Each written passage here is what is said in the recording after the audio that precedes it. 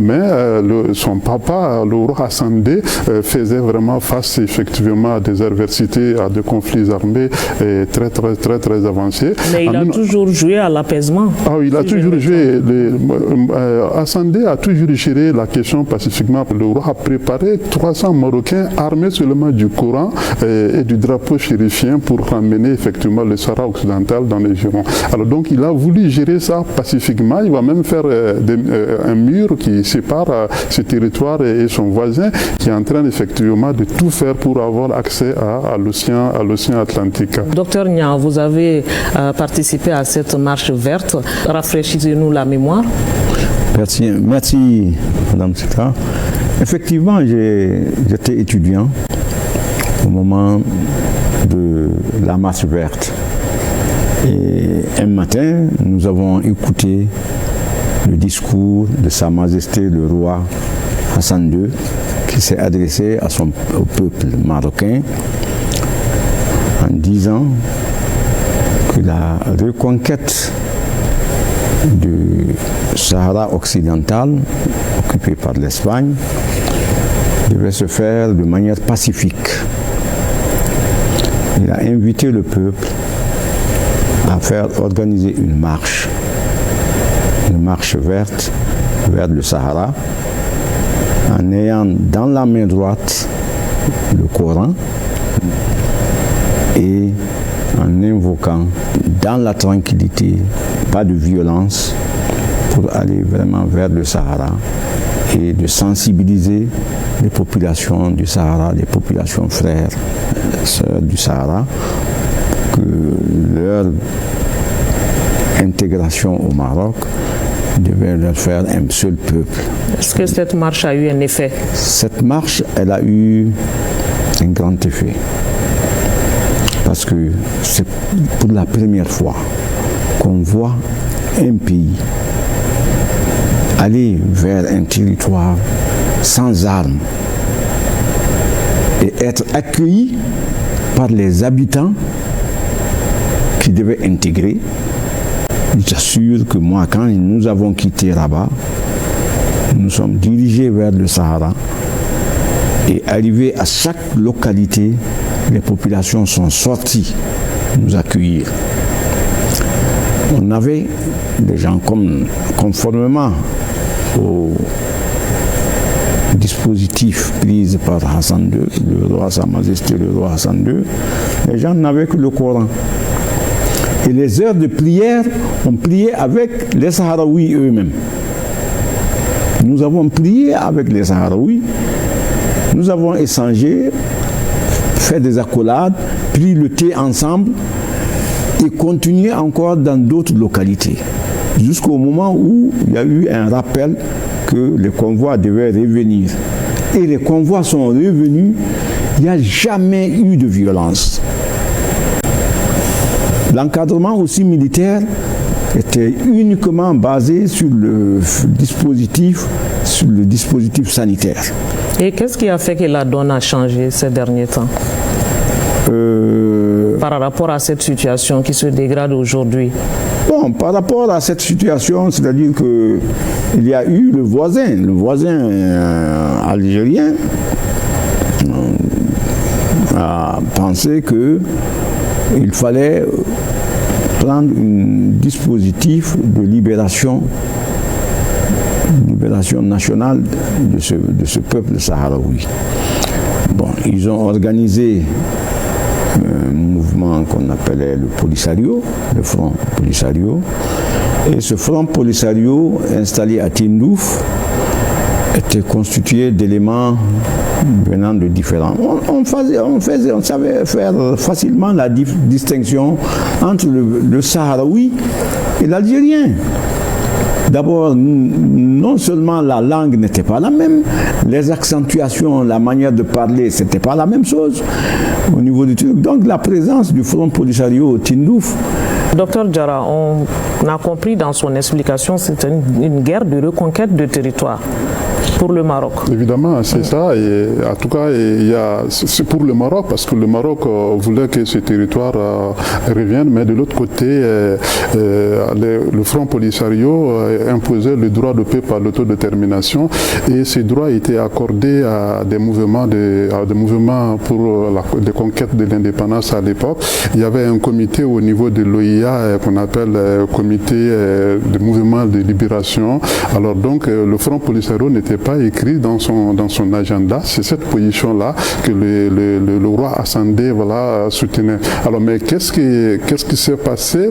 Le roi Asandé, en tant que aussi père fondateur de l'OIA, alors n'arrivait pas à comprendre ces autres. C'est pourquoi vous allez comprendre aisément pourquoi le Mali avait effectivement, le Mali accordait sa reconnaissance à ces éléments. Et vous verrez que le Mali a clairement mis dans sa constitution la défense du panafricanisme, de l'unité africaine. C'est dans ce contexte, quand l'OIA a reconnu effectivement le Front Polisario, le Mali est parti dans ce sens. Maintenant, actuellement, le droit aussi a besoin de ce qu'on appelle la quasi-sigue, ce qui est techniquement faisable et moralement acceptable. Les autorités actuelles ont vu, alors donc ces conflits qui se passent au Sahara occidental, il peut y avoir des impacts par rapport à ce qui se passe ici. Alors si on ne règle pas le problème, les différends dans le continent, alors donc le continent continue à s'évoluer. On va en parler de cet aspect tout à l'heure, le temps de faire réagir les autres. Ambassadeur Fafri Camara, dites-nous, qu'est-ce qui explique le choix du Mali de ne pas reconnaître aujourd'hui la République sahraoui? Merci beaucoup, Madame Bachili, pour la parole. Je tiens à saluer aussi mes éminents co-débatteurs. Si vous permettez, je voudrais aussi faire un petit clin d'œil à l'histoire. D'accord. Un saut dans l'histoire. Voilà. D'accord. Voilà, allez-y, en quelques mots. Voilà, un saut dans l'histoire. Le Sahara occidental n'a jamais été un tyrannulus, comme on le dit, une terre sans maître. Par le passé, il avait fait partie du Maroc. Mais dans le cadre du processus de colonisation et de balkanisation du continent, comme vous le savez bien, le continent africain a été partagé entre différentes puissances. Mais avant cette colonisation, les populations qui vivaient dans les Sahara ont toujours fait allégeance à la monarchie, ce qu'ils appellent au Maroc la baya. Donc je tenais vraiment à rappeler cela parce que c'est souvent des dynamiques géopolitiques. Comme il a été dit dans la déclaration qui a été lue par le ministre des Affaires étrangères au nom du gouvernement du Mali, c'est après une analyse approfondie. Le docteur Diarra l'a dit clairement, cette situation a un impact sur la paix, la sécurité et la stabilité sur le continent, et notamment dans la partie nord et la partie occidentale du continent africain. Nous savons que ces mouvements séparatistes aujourd'hui constituent des menaces sécuritaires pour nos pays, surtout sur le plan politique. Donc le Mali, après cette analyse approfondie, a pris une décision historique. On doit le dire comme tel, parce que cette évolution, elle n'est pas venue d'un seul coup. Ça a été une dynamique. D'abord, il y a eu la reconnaissance de la RAST, de la République arabe sahraoui démocratique. Après, il y a eu une évolution de cette position. Dans les années 90, le Mali est allé vers la neutralité, en s'alignant sur les positions des Nations Unies. Cela nous a amené après à un gel de cette reconnaissance où il n'y avait plus aucun contact avec les officiels de cette entité. Et cela a continué jusqu'à la semaine passée où le gouvernement du Mali, après une analyse approfondie, a décidé vraiment de reconnaître la marocanité du Sahara et d'apporter son plein soutien au plan d'autonomie du Maroc, et en s'alignant aussi sur la légalité internationale à travers la résolution 2797. On va en parler tout à l'heure. Alors, ambassadeur Cissé, vous avez servi, je l'ai dit tout à l'heure, à Bruxelles, vous avez servi à Tripoli aussi, en Libye. Dites-nous, cette non-reconnaissance est-elle une redéfinition de la carte diplomatique du Mali? Bon, en fait, je crois que je rejoins le prédécesseur pour féliciter le RTM pour cette émission-là et de nous avoir invités, n'est-ce pas, à débattre de cette question. Une question que nous estimons très très importante. Je crois que vous avez parlé de carte diplomatique. même si ça ne change pas la carte diplomatique, puisque disons que le fait de ne pas reconnaître la RSD ne change pas grand-chose. L'ambassadeur Fafré l'a dit. Déjà, il y avait un gel entre le Mali et puis cette république-là. De deux, je crois qu'il faut voir cette perspective vis-à-vis du Maroc surtout. Parce que le Mali était l'un des rares pays auquel le Maroc n'a pas rabaissé sa coopération en ayant reconnu la RSD. Tous les autres pays qui ont reconnu la République arabe sahraoui démocratique ont eu à pâtir, si vous voulez, de cette reconnaissance. Et la coopération entre le Mali et le Maroc et ces pays-là, ça n'est ressenti. Et le Mali est le seul, et je crois que c'est l'histoire qui appelle à cela, puisqu'on oublie souvent que le Maroc et le Mali, les relations ne datent pas d'hier, déjà vers l'Empire Songhouï, l'Empire des Askia, cette relation existait entre, n'est-ce pas, le Maroc, le royaume marocain. Justement, c'est ce que j'allais poser comme question. Comment cette coopération qui est dynamisée aujourd'hui, comment elle se manifestait dans le temps?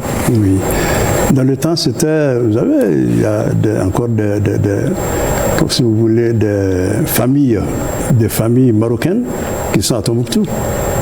Et il y a également des grands savants maliens qui sont partis au Maroc, Ahmed Baba par exemple, Bagayougo, qui sont partis au Maroc et qui ont même assisté, qui ont participé à l'élaboration des lois et des coutumes, n'est-ce pas, au Maroc. Donc c'est une relation ancienne qui existait et que cette politique, cette position du Mali, n'est-ce pas, remet dans l'ordre. Moi je pense que ça remet dans l'ordre. Puisque, évidemment, à un moment donné, le Mali a considéré la question du Sahara espagnol comme une question de décolonisation non achevée. C'était un principe admis dans le droit international. Mais après, avec l'évolution, on a commencé à ne plus être co-auteur des résolutions au niveau du comité des 24 aux Nations Unies. Et après, le gel est venu. Et je crois que les autorités ont senti maintenant qu'il fallait sauter le pas, n'est-ce pas, pour que réellement on soit dans l'harmonie. Et surtout, l'ambassadeur Fafré l'a dit, la sécurité dans la sous-région, n'est-ce pas, dépend de tout ce que cela peut apporter comme élément positif par rapport à la sous-région. D'accord. Docteur Niang, vous êtes l'association malienne d'amitié Mali-Maroc aujourd'hui. Et quelle appréciation vous faites de ce choix du Mali? Est-ce une voie ouverte à la consolidation et au renforcement des acquis de votre regroupement? Bon, la MAMA, Association d'amitié Mali-Maroc, est une association qui existe depuis 20 ans. Et nous avons toujours dit qu'il fallait être très prudent par rapport au positionnement, vraiment, parce que on le savait déjà, comme l'a dit l'ambassadeur, son Excellence, que le Mali, vraiment, les populations plutôt sahraouies ont toujours fait allégeance à la monarchie marocaine, autrefois. Bon, il y a eu une période, c'est la période des indépendances. Pendant cette période des indépendances, qui était caractérisée par la guerre froide, les deux blocs, et le fait de voir le positionnement du Front Polisario qui a créé un micro-État et qui a été couvert par l'Algérie comme une question d'indépendance, on s'est rendu compte qu'il y avait une erreur. Et comment vous l'appréciez aujourd'hui, cette décision du Mali? Aujourd'hui, moi je dis, je salue les autorités maliennes aujourd'hui. Je les salue pour le courage, la détermination de prendre leurs responsabilités et de rectifier l'historique. Rectifier l'historique avec quel bénéfice à votre avis? Bon, rectifier l'historique, ils ont rectifié l'historique. C'est vrai, il y a des impacts. Des impacts, ça c'est sûr et certain qu'il y a des impacts là-dedans. Parce que quand on regarde la position du Mali aujourd'hui, Je ne parlerai même pas du Mali seul, des États de l'AES. Des États de l'AES. Je parle en tant qu'économiste du développement. Ma vision de cadre du développement, et comme on le dit, un adage, quand vous venez dans votre famille, vous trouvez un tissu déchiré, au lieu de demander qui a déchiré, prenez l'aiguille et cousez ce tissu. Et c'est un repositionnement stratégique à votre avis? Très important. Très important. Au niveau de la maman, nous avons analysé les impacts économiques. Les impacts économiques, c'est quoi? Regardons les grandes filières porteuses du Mali. C'est le coton. Je vais rajouter l'autre jour la mangue. Prenons des exemples simples comme ça. Le coton malien transitait par ces ports classiques, Dakar, Abidjan, Conakry. Mais les conséquences de cette situation, on n'a jamais expliqué. Il faut que je l'explique clairement, que les gens comprennent. J'ai été directeur commercial de la CMDT. Expliquez. Nous exportons nos cotons dans des ports où nous avons des taux de perte élevés. Parce que ces ports n'avaient pas suffisamment d'infrastructures, de logistique pour sauvegarder la qualité de nos produits. On a vu qu'avec le Maroc, aujourd'hui, rien que par le port de Dakhla, qui est un port ultra moderne, on n'aura pas ce problème avec nos produits. Ça, c'est un avantage déjà.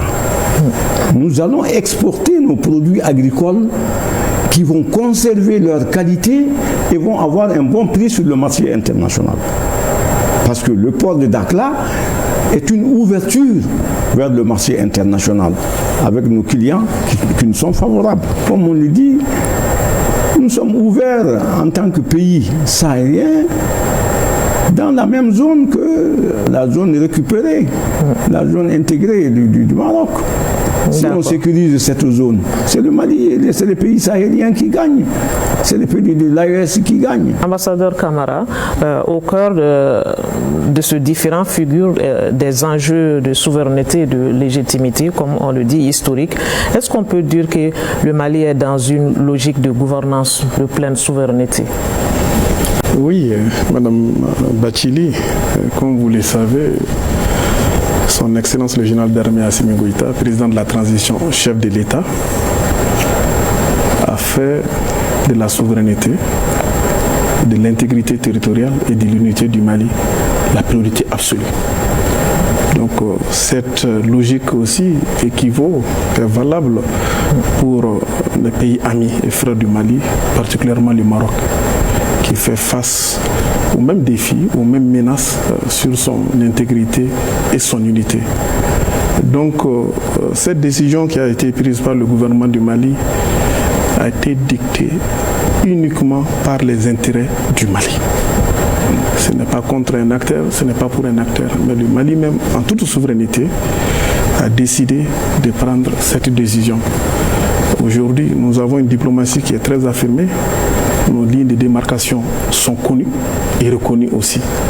Donc c'est en toute souveraineté, sans aucune pression ou une incitation négative ou positive, que la décision a été prise. C'est en toute souveraineté que les autorités du Mali, en l'occurrence le président de la transition, son Excellence le général d'armée Assimi Goïta, a pris cette décision. Et quels sont ces intérêts que le Mali défend aujourd'hui? Bon, souvent quand on parle de ça, les gens pensent souvent comme s'il y a un marchandage, mais il n'y a pas de marchandage. Les positions d'abord, c'est des positions de principe. Comme vous le savez, le Mali a fait aussi, ou bien fait face même, à des mouvements séparatistes terroristes. Aujourd'hui, avec le retrait de cette reconnaissance, le Mali, à travers ces mouvements, mobilise aussi la communauté internationale.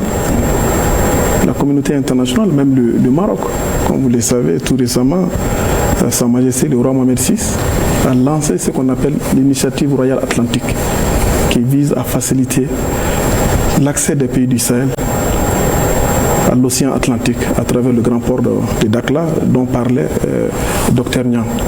Donc sur tous ces plans, je tiens à le dire clairement, ce n'est pas dans une démarche mercantile ou de marchandage. Le Mali a examiné, a pensé aujourd'hui qu'après analyse de tous les paramètres, que les intérêts des Maliennes et des Maliens se trouvent dans ces retraits de reconnaissance à la République arabe démocratique et à la reconnaissance de la marocanité du Sahara et le soutien aussi au plan d'autonomie qui a été approuvé par la résolution 2797. D'accord. Alors, quel bénéfice, Dr Diarra, vous qui êtes spécialiste des relations internationales, quel bénéfice le Mali peut tirer de cette dynamisation de la coopération avec le Maroc? À ce niveau, les bénéfices, son Excellence a eu à dire que le Mali, le Maroc a toujours gardé effectivement sa ligne de coopération avec le Mali. Vous savez, il y a plusieurs, sous son contrôle, le Mali a signé plusieurs accords et plusieurs protocoles en la matière. Et ce qui est très fréquent dans le domaine de la sécurité, puisqu'il est question de conflit. Il y a effectivement en mars 2018 il y a une coopération militaire entre le Mali et le Maroc pendant tous ces temps-là. Alors effectivement l'administration de la défense marocaine aussi a envoyé des éléments phares, forces armées royales auprès de l'école de maintien de paix pour d'autres formations.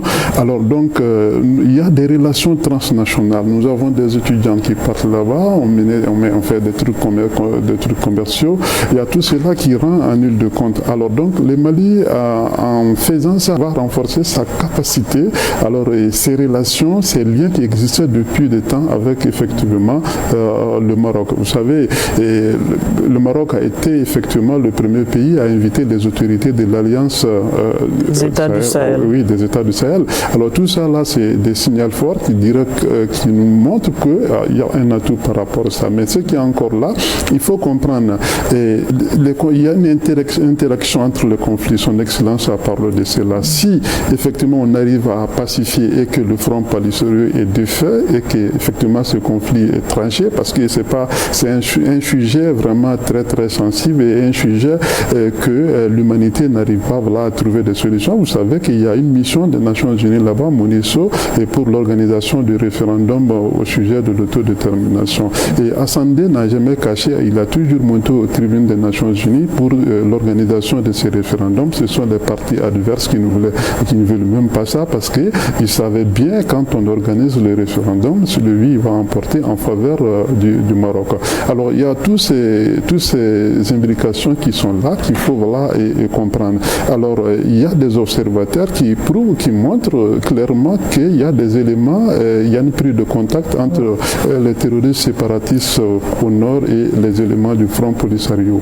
Alors donc en tissant bien des liens avec le Maroc, alors donc ça va renforcer la coopération. Donc c'est une logique de continuité, de principe de gouvernance, à votre avis? Oui, tout à fait. Vous savez, ici, cette décision du Mali, que ce soit les motivations subjectives et les motivations objectives, correspond dans des conditions de fond et de forme avec le droit international. Alors donc, l'ONU a tranché comme ça. Vous savez, l'ONU est le symbole du droit international. Le Mali est parti dans ce sens. Vous savez que le Mali aussi est élément du club des amis pour les idéaux, effectivement, des Nations Unies. C'est pour dire que c'est un État, le Mali aujourd'hui, c'est un grand État qui veut le respect du droit international, qui veut assainir effectivement les principes édictant les relations internationales. Tout à fait. Alors, ambassadeur Cissé, quel est le message que nous pouvons lire derrière cette décision du Mali, ce soutien du Mali au Maroc aujourd'hui de sauver une partie de son territoire? Bon, je crois que c'est vraiment arrivé au bon moment, puisque, comme je l'ai dit, il y avait cette indulgence du Maroc vis-à-vis de la position du Mali. Et si on tient compte de la position du Maroc vis-à-vis de l'Afrique subsaharienne, notamment vis-à-vis de l'AES, je crois que c'était vraiment attendu. Vous savez que les deux autres pays de l'AES avaient déjà enlevé leur reconnaissance à la RHD et ont reconnu l'autonomie avant le Mali. Et je crois savoir que même pour les autorités marocaines, le Mali était un élément clé par rapport, n'est-ce pas, à cette autonomie, par rapport à cette reconnaissance-là. Et le Maroc l'a clairement fait savoir en disant quelle importance il donne à la coopération sud-sud. Le Maroc est tourné vers l'Afrique et le Maroc est tourné vers l'Afrique occidentale. On se souvient d'ailleurs à un moment donné, le Maroc voulait même adhérer à la CEDEAO. Et des actions avaient été entreprises. Et puis bon, je crois qu'à un moment donné, on l'avait admis comme observateur. Bon, mais avec tout ce qui se passe avec cette organisation-là, je me demande si la démarche va continuer. Ce qui est sûr, c'est que avec cette position que le Mali vient d'adopter, ça ne peut être que positif entre le Mali et le Maroc. Sur le plan politique d'abord, les pays n'auront plus à mettre des gants pour parler des sujets d'intérêt commun. Sur le plan économique, en plus de l'implication au niveau des télécommunications, au niveau des banques, au niveau d'autres secteurs que la commission mixte va certainement définir, la formation des étudiants.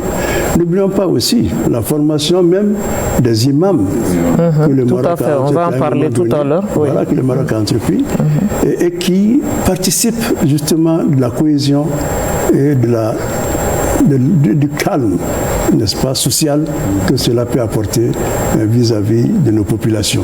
Donc on peut dire que c'est une cohérence dans l'action publique politique malienne? Absolument. Et je crois que les autorités maliennes ont été bien avisées de le faire en ce moment précis et qui marque le point, je crois. Alors, on parlait des questions sécuritaires tout à l'heure, Dr Niang. Est-ce une façon pour le Mali aujourd'hui de lutter contre l'insécurité en actant son soutien au Maroc aujourd'hui? De toutes les façons, on sait déjà quel est l'impact vraiment de cette coalition Front Polisario, Algérie. C'est une façon de prôner l'intégrité de son territoire? Absolument. Ça a permis quand même de sauver cette intégrité. Non seulement on voyait déjà que toutes ces tensions, on le savait d'où ça provenait. Et le Mali, je dis, c'est un courage que nos autorités de transition ont eu. Ils sont à saluer, franchement. Moi, je ne m'attendais pas. Il y a 50 ans que j'ai participé à la marche verte, et il y a 50 ans que j'avais pris conscience qu'un jour viendra cette histoire de Polisario, de République arabe sahraoui démocratique. Tout le monde mettra une croix sur ça. Je m'attendais. Et 50 ans, alhamdoulilah, Dieu nous a donné raison. Votre vœu a été exaucé. Le vœu a été exaucé. Ambassadeur Camara, dans le communiqué, on dit que le Mali exprime son appui aux efforts de l'ONU, vous l'avez rappelé tout à l'heure, les Nations Unies et aux résolutions pertinentes du Conseil de sécurité, notamment la résolution 2797 2025. Alors, cette résolution fait référence à quoi? Qu'est-ce qu'elle dit concrètement? Bon, la résolution 2797, pour la résumer de façon très succincte, appelle les parties à des négociations sans condition. Mais la base de cette négociation devrait porter sur le plan d'autonomie proposé par le Maroc. Voilà brièvement résumé cette résolution. C'est une résolution qui est courte. Habituellement, les résolutions sur le Sahara sont très longues, mais cette fois-ci, c'est une résolution courte et c'est une reconnaissance implicite de la marocanité du Sahara, mais aussi de la centralité du plan d'autonomie proposé par le Maroc. Comme vous le savez déjà, il y a eu des négociations qui ont commencé. Il y en a eu en Espagne. Les négociations ont continué aussi aux États-Unis. Et elles continuent. Et ce mois d'avril est un mois décisif parce que l'envoyé personnel du secrétaire général des Nations Unies devra faire un rapport d'étape au Conseil de sécurité. Donc pour proposer des solutions et présenter même les résultats des premières négociations, des pourparlers directs qui ont eu entre les différentes parties. L'innovation aussi dans la démarche actuelle. Vous savez, certains pays avaient toujours dit qu'ils n'étaient pas partis à ces conflits, qu'ils n'avaient jamais participé aux négociations. Il y a eu des tables rondes de Genève, mais qui ne sont jamais venus. Mais cette fois-ci, toutes les parties qui ont été citées dans la résolution 2797 ont participé aux différents pourparlers qui ont eu lieu déjà. Les lignes sont vertes? Bon, en tant que diplomate, on peut être qu'optimiste. Nous pensons que les discussions sont en cours. Je n'ai pas les détails, mais nous pensons qu'elles sont sur la bonne voie parce qu'il y dépend même de l'avenir de la MINURSO dont a parlé Dr Diarra, la force de maintien de la paix qui se trouve sur cette partie du Sahara marocain. Donc, des discussions, nous avons bon espoir que ces discussions vont aboutir et que ce plan d'autonomie sera accepté aussi par le Front Polisario. Alors, Dr Diarra, le Mali est dans une logique de paix et de stabilité régionale. Quel peut être l'impact de sa décision par rapport à cette paix régionale? Oui, c'est clair, hein, ça a un impact parce que ceux qui sont encore là et qui n'ont pas quand même cherché à voir effectivement les affaires du continent, et cette décision vraiment du Mali va effectivement les encourager parce qu'en réalité, notre continent souffre trop, et évidemment avec ces questions de séparation. Et à chaque fois, les chansons sont les mêmes. Ils utilisent le droit de paix par l'autodétermination, un droit qui était accordé aux États qui cherchaient leur indépendance. Maintenant, nous avons Somaliland de l'autre côté. Bon, évidemment, c'était une erreur d'appréciation des Nations Unies quand le Soudan du Sud est né. Alors donc, ça va avec la balkanisation du continent. Le Mali a vu vraiment qu'il ne faut plus morceler le continent. Le Mali aujourd'hui s'engage dans le cadre effectivement du panafricanisme. On peut classer dans cette logique-là. Donc il faut faire en sorte que le continent soit pacifié parce qu'il y a une interconnexion entre les conflits. Vous savez, nous avons arrêté des éléments qui se disaient qu'ils venaient effectivement du Soudan du Sud. Si ces frontières ne sont pas fermées, alors on ne peut pas régler le problème du Sahel parce que les armes circulent. Ça en a de même cas de l'autre côté, comment dire, au Sahara occidental, il y a toutes sortes de pirateries de l'autre côté. Si ce conflit n'est pas réglé définitivement, ça peut soulever de problèmes parce que les armes peuvent quitter là-bas et retourner, effectivement, se retrouver au Sahel. Vous voulez ajouter quelque chose? Oui. Plus concrètement aujourd'hui, vous savez, beaucoup de jeunes sont embrigadés aujourd'hui dans les fronts Polisario. Donc souvent, quand ils n'ont même pas de terrain pour se battre, ce sont des gens qui sont dans le Sahel, et qui s'adonnent au terrorisme. Donc il y a beaucoup d'éléments sahraouis qui sont membres de l'IGS, ça c'est une réalité qui est connue aujourd'hui. Mais avec l'acceptation du plan d'autonomie, si ces brebis égarées, entre guillemets, réintègrent leur pays d'origine, nous pensons que ça peut amener même une accalmie. Donc, de façon concrète, voilà l'impact que cela peut donner avec l'aboutissement du processus en cours au niveau des Nations Unies. En même temps, la porte est fermée au terrorisme. Exactement. D'accord. Alors, ambassadeur Cissé, l'alliance avec le Maroc peut-elle contribuer à l'atteinte de la paix et de la stabilité tant prônée par le Mali au niveau régional?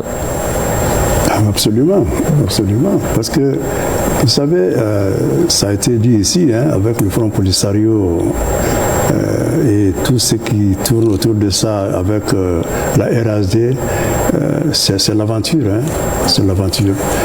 C'est vrai qu'ils sont soutenus par un pays étranger, mais si ce pays n'arrive pas à les soutenir, eh bien, rien ne les empêche, n'est-ce pas, de se disperser dans le Sahel et d'être recrutés pour venir s'aimer la confusion et puis le désordre dans nos pays-là.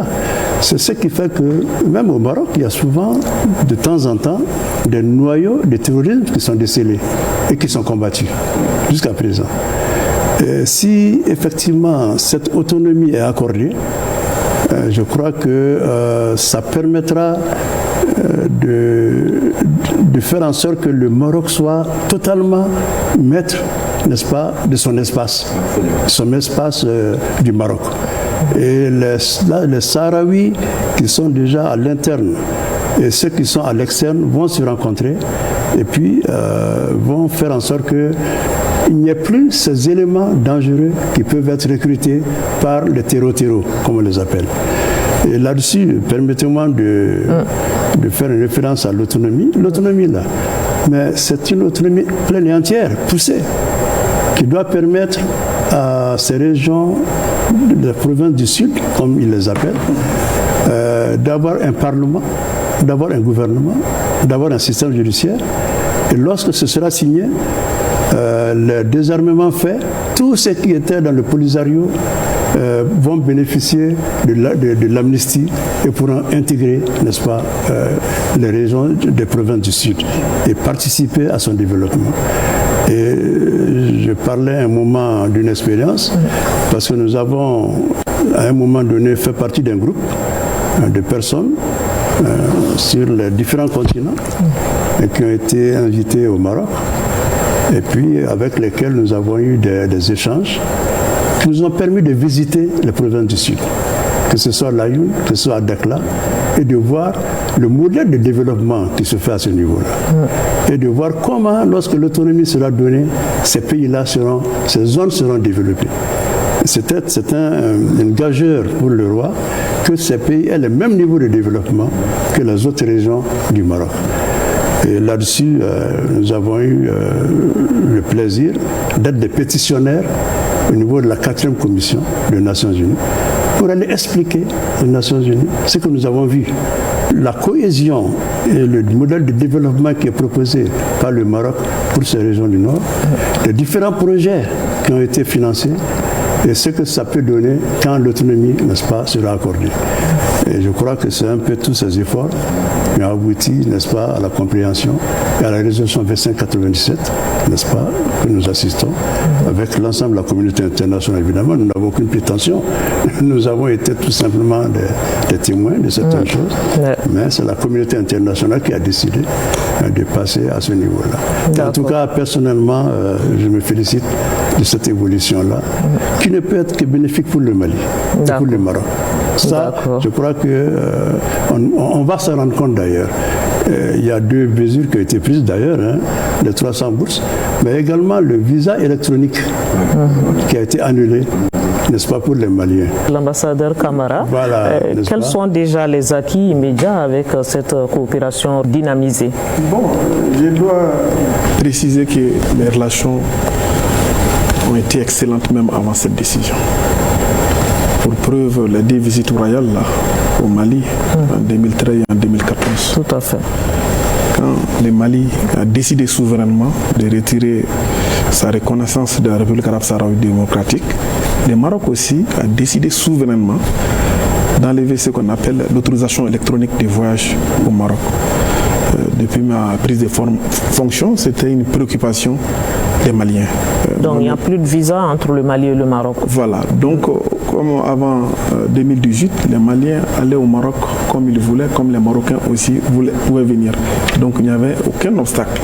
Mais en 2018, le Maroc a institué l'autorisation électronique du voyage qui était applicable à tous les Maliens qui étaient âgés de moins de 55 ans. Il y a eu des assouplissements, mais maintenant, cette autorisation est enlevée complètement. Il y a des mesures qui sont en train d'être prises pour que ça soit applicable au plus tard, la fin du mois d'avril. Les doyens ont parlé de l'investissement dans le capital humain. Je parlerai comme ça, en termes de formation. Le nombre de bourses, même avant cette mesure, le Mali était le 2e bénéficiaire des bourses accordées par le Maroc aux pays du Sud, parce qu'il y a plus de 66 pays dont les étudiants étudient au Maroc dans le cadre de la coopération Sud-Sud.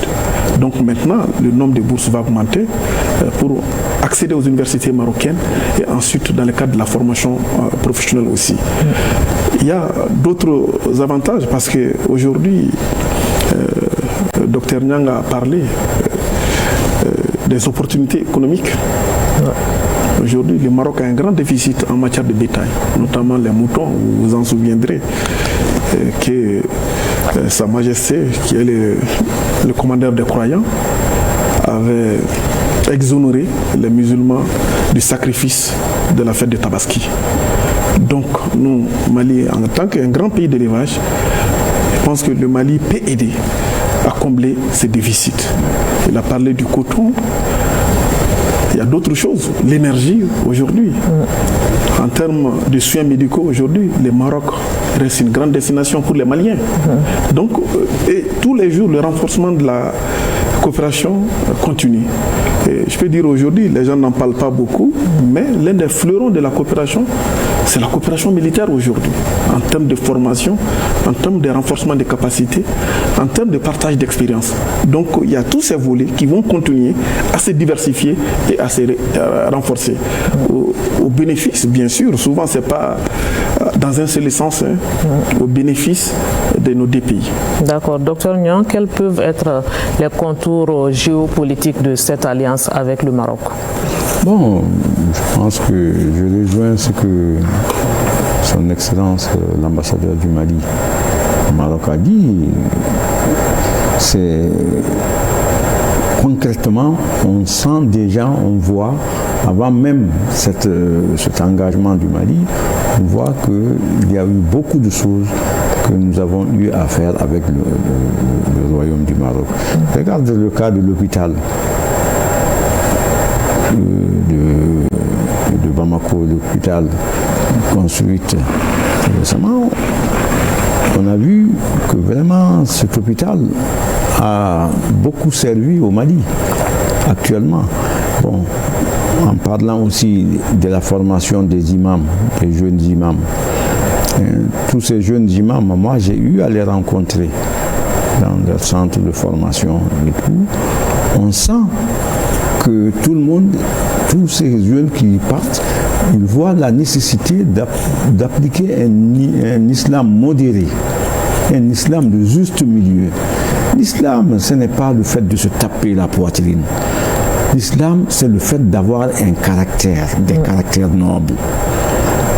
Je pense que ce message, une fois véhiculé au milieu des jeunes, qu'est-ce qui se passe aujourd'hui au Mali avec le problème de ces va-et-vient, des soi-disant djihadistes? C'est qu'il n'y a eu aucune, c'est des gens qu'on n'a même pas formés. On les a donné des armes, des drogues. Et aujourd'hui, si on continue les formations qu'on fait des imams, ça va beaucoup servir le Mali, la stabilité sociale, l'apaisement social. C'est très important, cela. Bon, les études. Je vous dis, les universités marocaines n'ont rien à envier aux universités européennes. Ça, je le sais, je suis conscient de ça. Le Mali y gagne. Docteur Diarra, le Mali est toujours dans une logique de diversification de partenariats. Est-ce qu'on peut dire que c'est un pas de plus aujourd'hui? Oui, c'est un pas de plus. Il faut diversifier cela. Et le général d'armée, son Excellence, le président Goïta a l'habitude de parler de cela, que le Mali n'est pas du tout fermé. Le Mali peut faire avec tous les États, à condition que ces États respectent la souveraineté du Mali, les choix opérés. Alors ça, c'est une réalité. On ne peut pas vivre en autarcie. Il faut diversifier les partenaires dans ce sens. Alors, la décision prise va pousser effectivement à l'Union africaine de revoir effectivement ces gopies, parce que plusieurs pays quand même vont suivre ce qu'on appelle, d'autres l'avaient fait, mais d'autres vont suivre effectivement le Mali. Alors donc, il faut vraiment rêver effectivement à pacifier le continent. Le continent a besoin de ça plutôt que rester derrière ce qu'on appelle la guerre hybride, les mouvements séparatistes pour les soutenir. Vous savez, on en a été victime. Ça, c'était effectivement une violation du droit international en défaveur du Mali. Vous savez que l'ONU coachait les mouvements séparatistes alors que le Mali est membre des Nations Unies depuis 1960. Alors donc, en diversifiant les partenaires, ça va vraiment faire en sorte que nos axes diplomatiques serviront effectivement à nos populations. Effectivement, le peuple est dans la conception géopolitique du président Goïta. Il faut mettre à l'aise la population.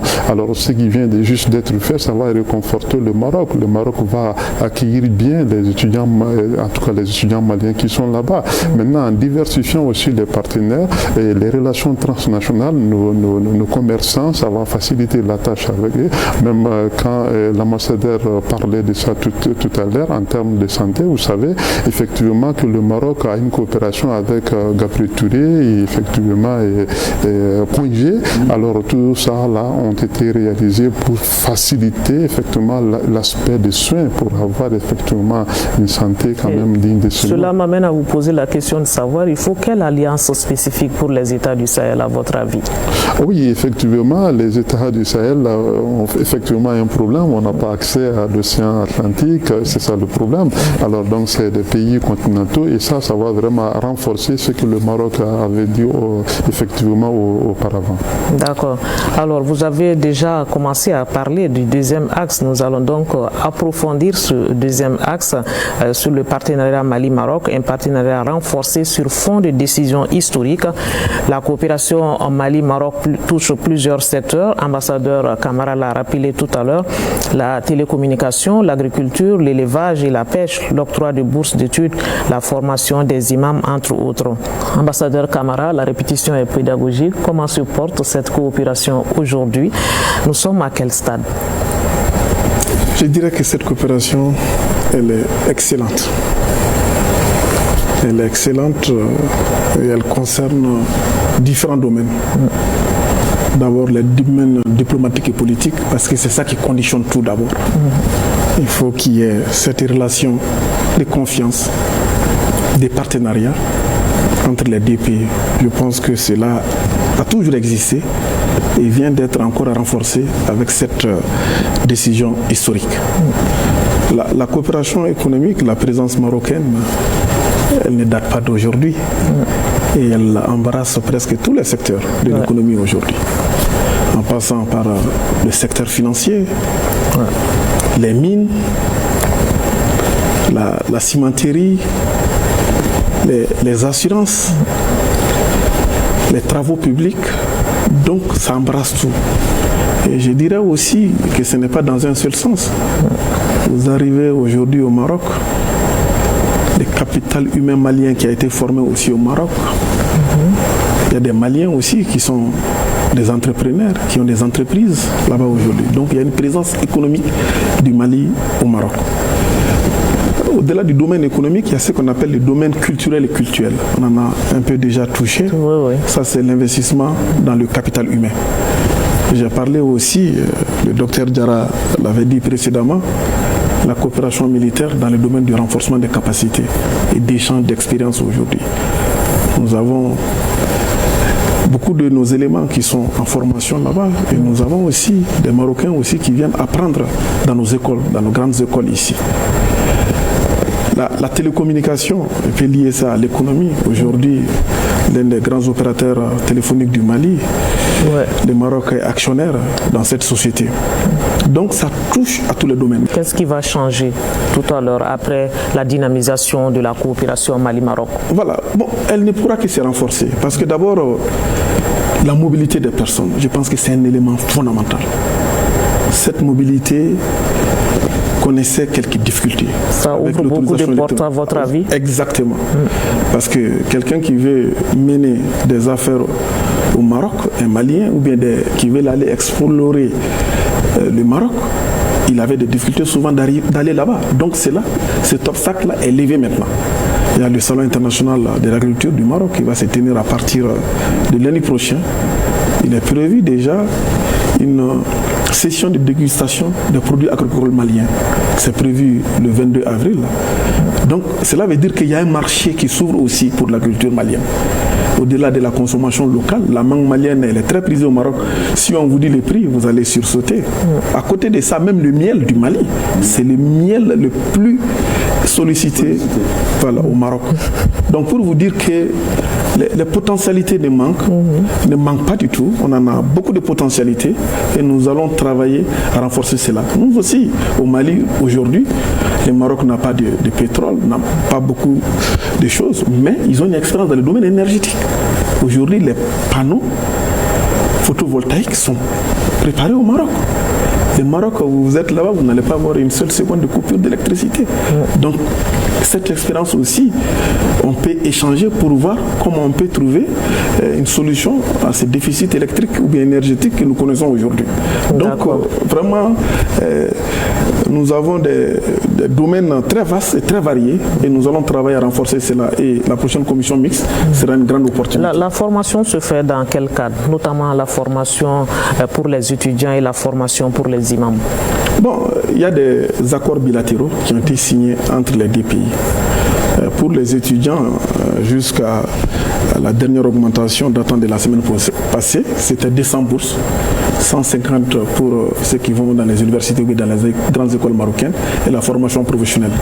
On a ce qu'on appelle un comité mixte qui est en place, qui est composé des Maliens et des Marocains, après les résultats du bac, qui s'asseyent en toute transparence pour procéder à des sélections, en tenant compte des domaines prioritaires de formation pour les Mali.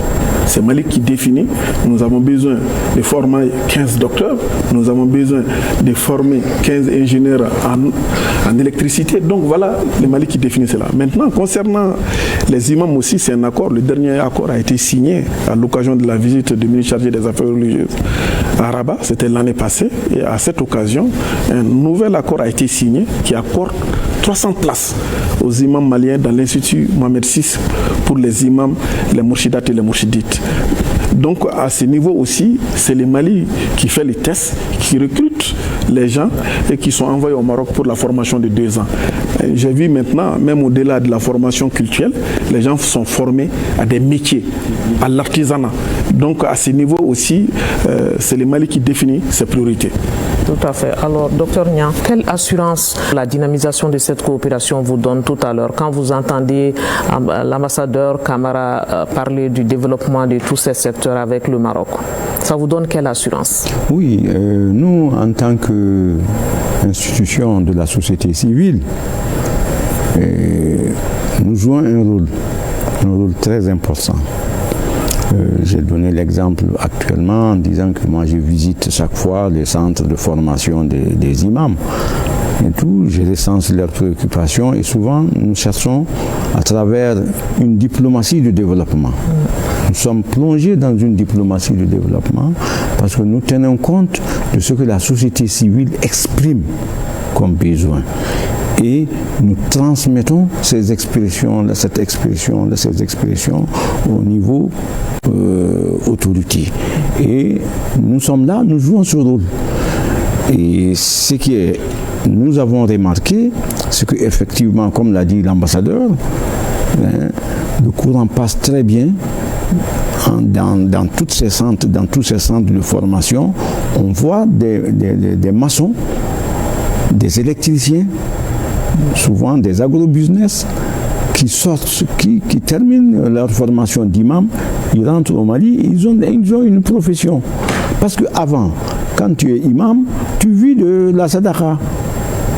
Tu es obligé de tendre la main à chaque prière. Mais maintenant, l'imam sorti de ces centres de formation, ce sont des imams qui ont des métiers. Ils n'ont pas besoin de faire demander de l'aumône aux gens à qui ils font prier. D'accord, on va faire réagir ambassadeur Cissé par rapport à cet aspect. Ces secteurs qui se développent aujourd'hui, quel est votre avis là-dessus en tant qu'ancien ambassadeur? Comment vous l'appréciez? Bien, je crois que ce qui est la base même, c'est la volonté des deux pays d'aller vers une coopération sud-sud. Je crois que cela est très important. Et le Maroc a posé des jalons par rapport à cela. D'ailleurs, le développement des provinces du Sud est destiné aux pays du Sud du Sahara. Que ce soit le port de Dakhla, que ce soit les mines, que ce soit l'agribusiness, toutes ces dispositions ont été prises vis-à-vis des pays du Sud. Et on a parlé du solaire, mais l'énergie solaire est développée au Maroc. Et ça, c'est les choses que le Maroc peut en tout cas développer avec le Mali. Il y a également des véhicules qui sont montés au Maroc. Et des véhicules qui sont déjà adaptés, n'est-ce pas, à nos climats. Et je crois qu'avec l'évolution de nos rapports, pourquoi ne pas payer directement les véhicules au Maroc au lieu d'aller payer ça en Europe et les tropicaliser, comme ils le disent. Au Maroc, c'est déjà tropicalisé. Donc moi, je pense que ça ne peut être que bénéfique. Il y avait quelques difficultés psychologiques d'abord. Parce que cette reconnaissance de la RSD l'ambassadeur l'a dit, hein, c'est une question nationale au Maroc, au plus haut niveau. Et nous avons vu que le Maroc a accordé une audience avec Sa Majesté des ministres des Affaires étrangères de l'AES. Pour quelqu'un qui connaît un peu, moi je ne connais pas très bien. C'est un signal fort? Oh là là, c'est un signal qui vaut son pesant d'or, comme on le dit. D'accord. Et c'est une ouverture, n'est-ce pas, à nos pays-là. Et nos pays ne demandent que cela, à faire en sorte que nous diversifions nos exportations et nos investissements, puisque le Maroc est également un grand investisseur. Je crois avoir lu quelque part qu'en Afrique, en Afrique totalement, le Maroc est l'un des premiers pays africains à investir. Quand on voit vraiment... Alors que d'autres pays ont des revenus plus élaborés, plus grands, mais qui n'ont pas cette volonté d'aller investir en Afrique. D'accord. On va finir par les perspectives maintenant. Il y a cette annonce forte du ministre des Affaires étrangères et de la coopération internationale, Abdoulaye Diop.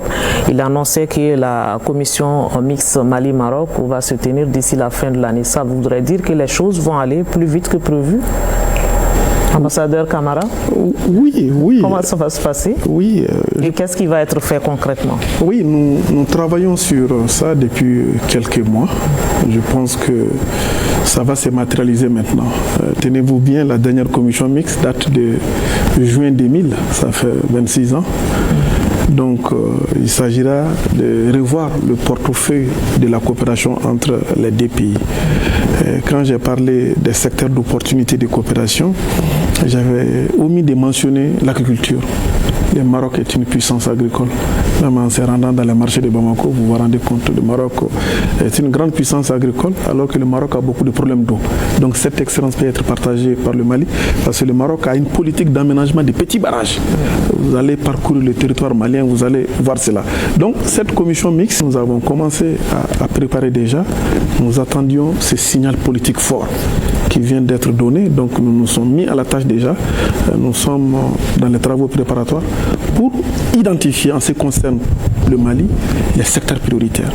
Ce travail est en train d'être fait et au moment venu, il y a des processus qui sont en cours, même pour des réunions interministérielles à ce niveau. Donc ça va aller vite. Mois de juillet, c'est à côté. C'est ce que je disais au doyen ambassadeur Cissé, que c'est tout de suite et nous allons travailler là-dessus pour que ça puisse se tenir dans les meilleures conditions, étant donné que ça devrait avoir lieu à Bamako ici.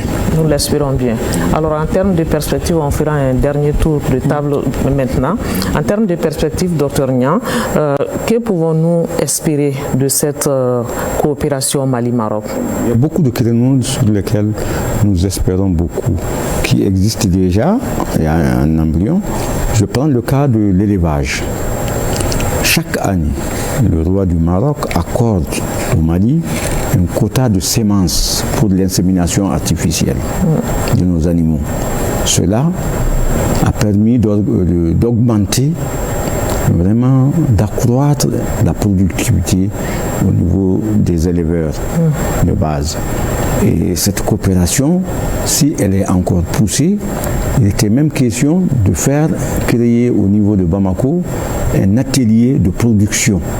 Au lieu qu'on nous donne maintenant les semences, nous allons peut-être nous-mêmes à notre niveau produire nos propres semences d'insémination artificielle. Cela permettra d'accroître encore la productivité de nos élevages. Quand on parle de l'agriculture, c'est la fertilité des sols.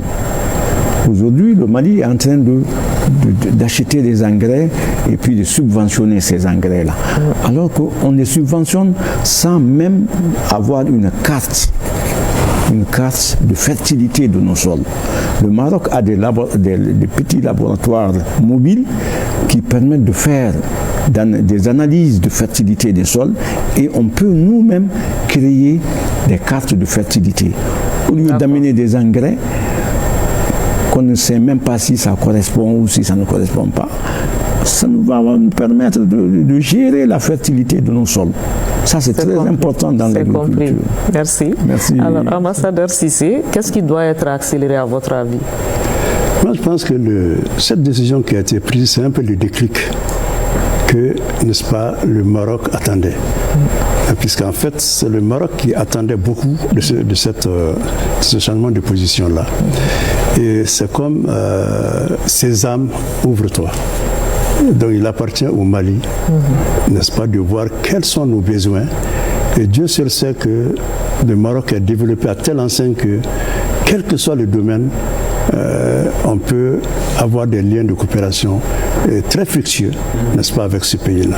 D'accord. Donc, quelque part, c'est à nous d'être proactifs.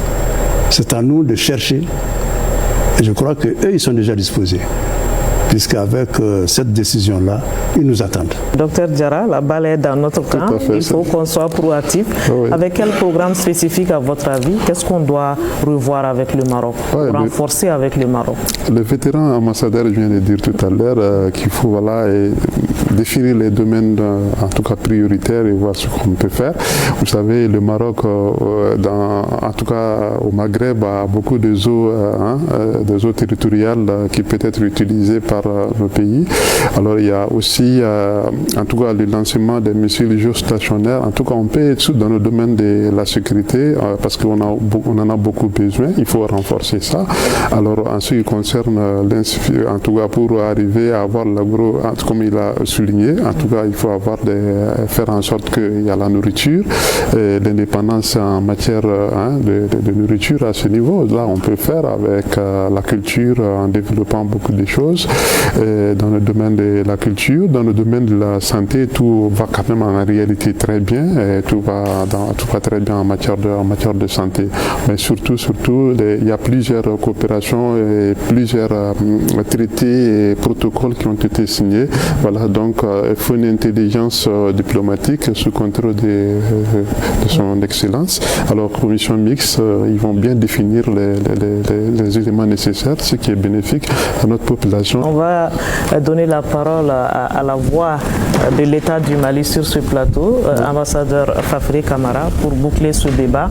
Quelle est l'assurance que vous donnez aux Maliens, au peuple de l'AES par rapport à la dynamisation de cette coopération avec le Maroc? On a eu raison, pourquoi? À quoi on peut s'attendre? Bon, dans les relations diplomatiques, il y a un élément déterminant, c'est le signal politique et la décision politique. Ce signal politique a été donné et la décision politique a été prise au plus haut niveau. Je pense que l'ambassadeur Cissé en a parlé. La dimension Alliance des États du Sahel, le Niger, le Burkina déjà s'étaient prononcés sur cette question. Le Burkina allait même plus loin puisqu'il dispose d'un consulat à Dakhla. Donc avec ces nouveaux développements, nous pouvons dire que les relations entre le Maroc et l'AES se précisent davantage. Les peuples, déjà au Mali, il y a une grande satisfaction. Quand les gens, on parle du retrait de la reconnaissance, les gens vous disent, mais quand ils vous félicitent, la liberté de mouvement qui revient aujourd'hui est une grosse satisfaction des populations. Ça a un impact direct sur leur vie. Ça, c'est un élément important. Maintenant, dans le cadre de la commission mixte, on ne veut pas aller dans une commission mixte classique. Le ministre Diop a été très clair là-dessus. Il faut qu'on innove. Il ne faut pas qu'on se retrouve entre quatre murs, qu'on signe 20 à 30 accords. Il faut cette dimension économique. Donc la commission mixte sera précédée des journées économiques et d'affaires. Ces journées-là vont regrouper des investisseurs marocains, des investisseurs maliens. Parce qu'on est en train de nouer et d'aller vers des partenariats gagnant-gagnant. Ce qui est important. Et cela a des impacts directs sur le quotidien des populations. Parce que tout ce qui s'est fait ici, comme vous le savez bien, il y a les trois principes qui guident l'action publique. La souveraineté, bien sûr, le choix des partenaires et, en dernier lieu, non le moindre, les intérêts des peuples, surtout des populations. C'est cela un peu, je l'ai dit, c'est cela notre boussole dans cette coopération avec le Maroc. D'accord, merci à vous d'être passé sur ce plateau pour tous ces éclairages. Ce débat se referme donc ici en attendant d'autres forats pour parler de la coopération Mali-Maroc et en faire le point. Nous parlions de la dynamisation de cette coopération à travers le soutien exprimé du Mali au Maroc et nos invités étaient Fafré Camara, il est ambassadeur du Mali au Maroc, ambassadeur Sekouba Sissé, il est secrétaire aux relations extérieures de l'Amicale des anciens ambassadeurs et consuls généraux du Mali. Dr Ngolo Diarra, il est enseignant-chercheur à l'École supérieure du journalisme et des sciences de la communication, spécialiste des relations internationales et géopolitiques des conflits armés. Et Dr Mamadou Niang, lui, il est le président de l'association malienne d'amitié Mali-Maroc. Ce débat a été réalisé par Diakari Diakone Diaki. En espérant que vous avez eu un intérêt à nous suivre, nous vous souhaitons de passer d'excellents moments de télévision en compagnie de nos programmes. Bonsoir.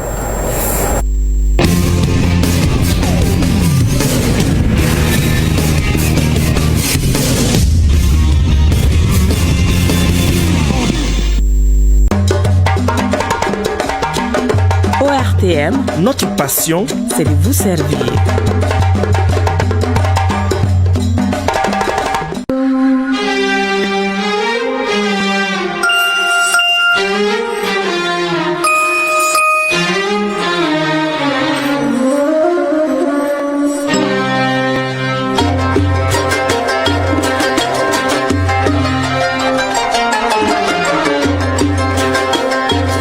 سيداتي ساداتي أنساتي عمتم مساء هنا تلفزة ماليا الوطنية يسرها أن تقدم إلى حضراتكم نشرتها الإخبارية الأسبوعية إليكم عناوينها. أعضاء المجلس الوطني الانتقالي CNT يشرعون في فترة شهر إبريل وأمامهم أكثر من 30 ملفا للنقاش. افتتاح أعمال الورشة الوطنية لتوثيق المستندات بالشراكة بين العمومية والحرة في المركز الدولي لمؤتمرات باماكو CICB. سكان يرماجو كاروبغوني يستقبلون هدية مائية من طرف الفريق أسمي غويتا رئيس الدولة. الأعمال الخيرية الاجتماعية الرئاسية تفرغ سكان حي نيامانا بالمياه الصالحة للشرب. أخبار كرة القدم، مباريات بطولة أوروبا للأندية البطلة في دوري الثمانية. وفي نهاية هذه النشرة نستضيف فضيلة الشيخ الداعية الإمام تشورنو سعيد بارو من كاي يتحدث معنا عن فضل وآداب الإقامة بالمدينة المنورة. يا شيخنا السلام عليكم. وعليكم السلام ورحمة الله. كيف الحال؟ نعم الحال الحمد لله. وكيف الإخوة المسلمون في كاي؟ كلهم سالمون ويسلمون عليكم. إن شاء الله سألتقي بك لاحقا بإذن الله. الحمد لله ما شاء الله. أيها السادة، فإلى تفاصيل هذه النشرة من تلفزة مالي الوطنية. شرع أعضاء المجلس الوطني الانتقالي CNT في أعمال فترة شهر إبريل البرلمانية تحت رئاسة قائد فيلق ملك جو ورئيس الهيئة التشريعية. لمزيد تفاصيل نتابع التقرير التالي. جلسة أبريل الاعتيادية للمجلس الوطني الانتقالي CNT أكثر من 30 ملفا للنقاش والنظر فيه لمدة تصل إلى 3 أشهر. تناقش هذه الفترة البرلمانية 32 ملفا، منها 24 ملفا جديدا، خصيصا مشروع قوانين نظامية مشيرة إلى اختصاصات وتشكيلة وتنظيم وقواعد المجلس الأعلى لهيئة القضاء، ومشروع قانون ينص على إنشاء الإدارة العامة للشرطة الوطنية، ومشروع قانون خاص ينص على إنشاء الإدارة العامة للحماية المدنية، بالإضافة إلى مشروع قانون تحرير اللوائح الداخلية العامة للموظفين. تمت انطلاقة هذه الأعمال في جلسة إبريل الاعتيادية لعام 2026 ميلادية للمجلس الوطني الانتقالي CNT منذ يوم الاثنين الماضي بالمركز الدولي لمؤتمرات باماكو CICB. رأس افتتاح الأعمال قائد فيلق ملك جو رئيس الهيئة التشريعية بحضور اللواء عبد الله ميغا رئيس الوزراء وأعضاء الحكومة الذين كان من بينهم الدكتور يحيى غولوغو وزير إعادة تأسيس الدولة القائم بالعلاقات مع المؤسسات. وسجل أيضا من الحضور رؤساء مؤسسات الدولة بالإضافة إلى أعضاء السلك الدبلوماسي المعتمدين لدى دولتنا مالي. وتستمر هذه الأعمال النقاشية حول مختلف الملفات بين أعضاء البرلمان. النقاش حول هذه المشروعات والنصوص وخاصة في الظروف الراهنة يفرض على الجميع بعد النظر العالي وصرامة وعزيمة مؤسسية وشعور مرتفع بالمصلحة العليا للأمة المالية. هذا ما أعلنه رئيس المجلس الوطني الانتقالي CNT في كلمته الافتتاحية. من ثم دعا قائد فيلق مالك جو أعضاء البرلمان إلى الابتعاد عن التهذبية والتعصب والإيديولوجية وأن يمتازوا بقبول المناقشة والحوار البناء وذلك لإيصال النتائج المرجوة المتوقعة، علما بأن الشعب مالي يراقبهم، وهذا الشعب ينتظر منا إخلاص واستقامة والنزاهة وحسن الحوكمة وخاصة مسؤولية المواطنة. هذا ما زاد عليه رئيس البرلمان، بالإضافة إلى مهمة تصويت القوانين. تدعو الهيئة التشريعية خلال هذه الفترة نقطة خاصة على مراقبة النشاطات الحكومية والضغط في إيجاد النتائج لخدمة المواطنين. هذا ما ذهب إليه المسؤول الأول عن المجلس الوطني الانتقالي CNT، مطمئنا بأن هذه الجلسة المأمورية ستدار طبقا لاختصاصات أعضاء المجلس الوطني الانتقالي. حدد قائد فيلق مالك جو بأن هذه المراقبة تشمل مقودا أساسيا لتحسين الحوكمة العمومية وتقوية الشفافية والضمان على كفاءة الدولة. هذا ما صرح به قائد فيلق مالك جو رئيس المجلس الوطني الانتقالي CNT. أيها المشاهدون الكرام، تتابعون هذه النشرة من تلفزة مالي الوطنية. رأس اللواء عبد الله ميغا رئيس الحكومة افتتاح أعمال الورشة الوطنية لتوثيق المستندات بالشراكة بين العمومية والحرة. لمزيد تفاصيل نتابع التعليق الآتي. منذ إنشاء وحدة PPP في عام 2017 ميلادية لقد تم التوقيع على 10 عقود بمبلغ إجمالي وبأكثر من 641 مليار فرنك سيفا، خصوصا في مجالات الطاقة والأمن. من جانب آخر هناك 12 مشروعا حاليا في مرحلة التركيب ويمثل بما يقرب من 588 مليار فرنك سيفا للاستثمارات. تم إعطاء هذه الأرقام من طرف اللواء عبد الله ميغا رئيس الوزراء الذي كان يرأس حفل افتتاح الورشة الوطنية لتوثيق المستندات بالشراكة بين العمومية والحرة PPP في مالي. أقيم هذا الملتقى واستغرق 5 أيام بالمركز الدولي لمؤتمرات باماكو CICB، وسجل مجيء عدد ضخم من أعضاء الحكومة وكمية لا بأس بها من كبار شخصيات ممثلي مؤسسات الجمهورية والقطاع الخاص والمجتمع المدني، علاوة إلى الشركاء التقنيين والممولين. يجب أن تنتهي هذه الأعمال بتوثيق على عدد كبير من المستندات الاستراتيجية التي سيتم الاعتماد عليها مسبقا لتحسين حوكمة PPP، وهذا يعني على وجه الخصوص مقود التخطيط لمساعدة اختيار أحسن الحلول والمستندات من طراز دعوة العمالة واختتامية عقود الشراكة بين العمومية والحرة، وهذا يعني كذلك تطوير الامتلاك الأحسن من مجمع القائمين المعنيين. وتم وضع الورشة تحت شعار السيادة الاقتصادية الاستراتيجية في دولة مالي، وهذا يدخل في ديناميكية رؤية الوطنية. مالكورا نيتاسيرا كابنسان بافلا أنيسان بيوروني سباما، بالإضافة إلى الاستراتيجية الوطنية للنهضة والرفاهية والتنمية المستدامة.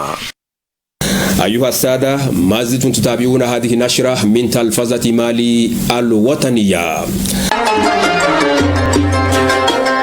أهدى رئيس المرحلة الانتقالية ورئيس الدولة الفريق أسمي غويتا بيرين ارتوازيين إلى ساكني حومة ريماجو كادوبغوني. لمزيد تفاصيل نتابع التقرير الآتي. في إطار الرغبة لتخفيف العبء عن السكان الأكثر تضررا، أعطى الفريق أسمي غويتا رئيس المرحلة الانتقالية ورئيس الدولة بيرين ارتوازيين إلى السكان ريماجو كادوبغوني. أقيم هذا الثلاثاء افتتاح المنشأتين المائيتين من طرف عجيب دامبلي مستشار الرئيس الخاص القائم بالأعمال الخيرية الاجتماعية. أجري الحفل الافتتاحي بحضور مساعد والي المقاطعة السادسة في باماكو وممثلي بلدية المنطقة السادسة وعمدة الحي، كما حضر هذا الحفل الكبير عدد ضخم من سكان المنطقة. فرح السكان واستقبلوا بحفاوة بالغة مجيء هذين البيرين الارتوازيين إلى حارتهم، حارة ريماجو كادوبوني التي كانت تعاني من قلة المياه الصالحة للشرب، وكان في غاية الصعوبة للسكان الحصول على المياه للشرب. من جهة المستشار الخاص لرئيس المرحلة الانتقالية ورئيس الدولة، فإنه أكد بأن الرئيس أسيمي غويتا في غاية الالتزام لمصلحة المواطنين الماليين، والهدف هو تحمل العبء والصعوبات التي يواجهونها في حياتهم اليومية. وإنه من هذا المنوال الديناميكي تم تأسيس الأعمال الخيرية الاجتماعية، وستتواصل حسب قوله إن هذين البيرين الارتوازيين يمكنان بزيادة من تقرب المياه الصالحة إلى السكان. هذا ما ذهب إليه عجيب دامبلي مستشار خاص لرئيس المرحلة الانتقالية ورئيس الدولة الفريق أسيمي غويتا. أيها المشاهدون الكرام، ما زلنا نواصل معكم تقديم هذه النشرة من تلفزة مالي الوطنية. خرج أهالي هارة نيامان جماعة غفيرة لملاقاة بيرين ارتوازيين أهداهما إليهم الفريق أسيمي غويتا رئيس المرحلة الانتقالية ورئيس الدولة من مؤسسته الخيرية الاجتماعية. نتابع التقرير التالي. باشر هذا الثلاثاء عجيب دامبلي المستشار الخاص لرئيس المرحلة الانتقالية ورئيس الدولة الفريق أسيمي غويتا والقائم بالأعمال الخيرية والاجتماعية باشر بافتتاح بيرين ارتوازيين في حي نيامانا بالمنطقة السادسة من مقاطعة باماكو. سجل حفل الافتتاح مجيء زمان كامارا القائم بالأعمال والشؤون الراهنة في بلدية المنطقة السادسة، وجدوني ساغارا رئيس مكتب محافظ مقاطعة باماكو، وسيبو كوني مساعد والي المقاطعة السادسة، وبكري جرا إمامي حي نيامانا. من جانب المستشار الخاص للرئيس، فإنه أشار إلى أنه تم افتتاح هذين البئرين الارتوازيين لإيصال وإنجاز التضامن والالتزام ووطنية رئيس المرحلة الانتقالية الفريق أسيمي غويتا تجاه المواطنين الماليين بصفة عامة وإلى سكان نيامانا بصفة خاصة. وقال المستشار الخاص عجيب دامبلي إن الهدف من الأعمال الخيرية الاجتماعية هو إدخال السعادة والفرح والسرور إلى قلوب الماليين. اليوم نؤتي المياه الصالحة للشرب، ونعلم أنه هي الرغبة والاحتياجات القصوى والجميع يحتاجون إليها بشدة. هذا ما صرح به عجيب دامبلي مستشار رئيس المرحلة الانتقالية الخاص والمكلف بالأعمال الخيرية الاجتماعية. وأضاف أن رئيس الدولة يبذل قصارى جهده في إيصال المياه الصالحة إلى كافة المواطنين. أيها السادة، نصل الآن إلى ضيف هذه النشرة وهو الأخ فضيلة الشيخ جورنو سعيد برو من كاي. السلام عليكم يا أستاذنا. وعليكم السلام ورحمة الله شيخ موسى. مرحبا وأهلا وسهلا بكم في هذه النشرة. حبا وكرامة. كما قلنا، نعم. ماذا تقول عن فضل وآداب الإقامة بالمدينة المنورة مدينة رسول الله صلى الله عليه وسلم؟ الحمد لله شيخ موسى. وأنت لأن زيارتك عنده يكون شاهدا لك، لأنه هو شاهد على كل الناس، لتكونوا شهداء على الناس ويكون الرسول عليكم شهيدا. وهو شاهد كل شيء. وأنت تأتي لزيارته وتطلب المغفرة عنده ربك، وهو يستغفر لك ربك. وإن شاء الله من هنا لوجدوا الله، اللام جواب لولا، لوجدوا الله توابا رحيما.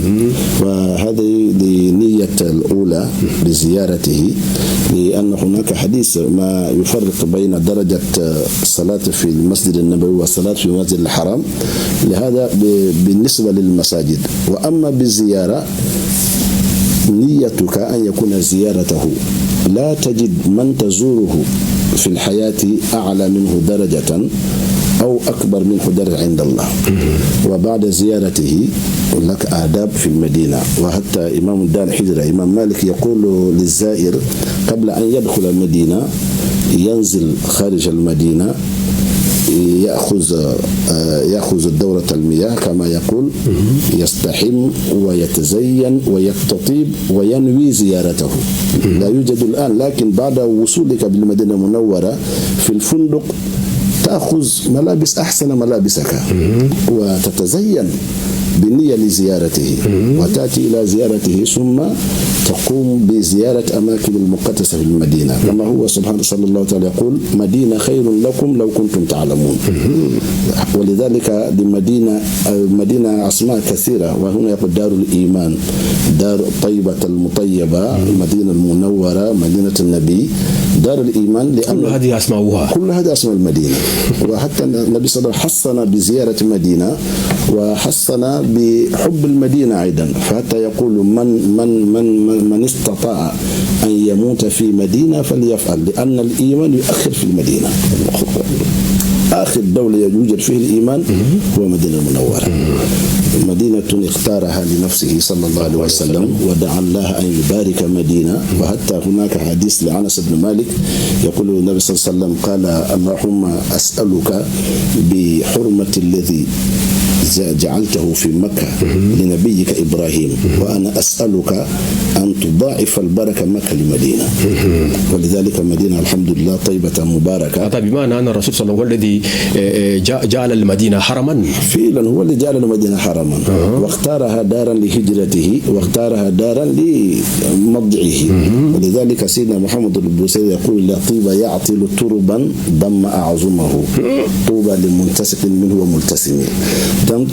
تزوره صلى الله عليه وسلم وتدعو لك ولأبنائك ولأهلك ولدولتك في حضرته، لأن حضرته إن شاء الله فيه يستجاب كل الدعاء.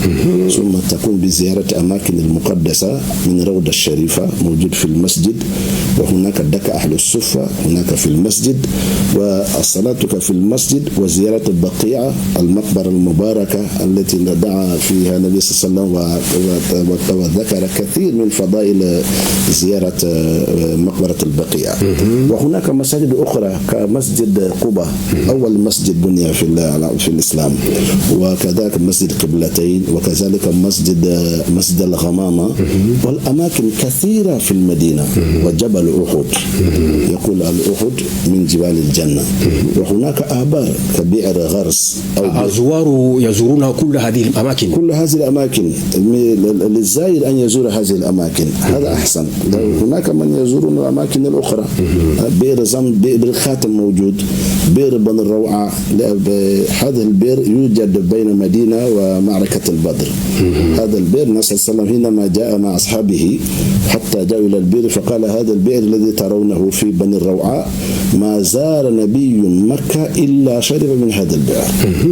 وهنا أخذ الماء وشرب وأعطى للصحابة أن يشربوا، ثم ذهب إلى معركة البدر فرجع غانما سالما وغالبا أيضا. إن شاء الله. فضيلة الشيخ، نعرف بأنكم سنويا أنتم ترافقون الحجاج إلى هذه الأماكن، كيف تلاقنهم قبل مغادرة الدولة إلى هناك؟ الحمد لله، أول شيء نخبرهم ونلقنهم على أن مدينة يستحق بكل الكرم والاحترام، وأهل المدينة أيضا نعلمهم أن احترام أهل المدينة نيابة عن الرسول صلى الله عليه وسلم هو أمرنا أن نحترمهم لأنهم الذين استطافوا الإيمان كما قال القرآن سبحانه وتعالى.